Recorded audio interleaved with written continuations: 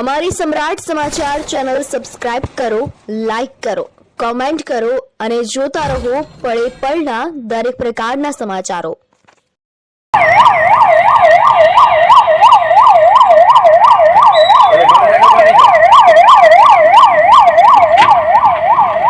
તળાજા તાલુકાના બોરડા ગામ નજીક કાર અડફેટે એક વ્યક્તિને ઈજાઓ થતાં હોસ્પિટલ ખસેડવામાં આવ્યા।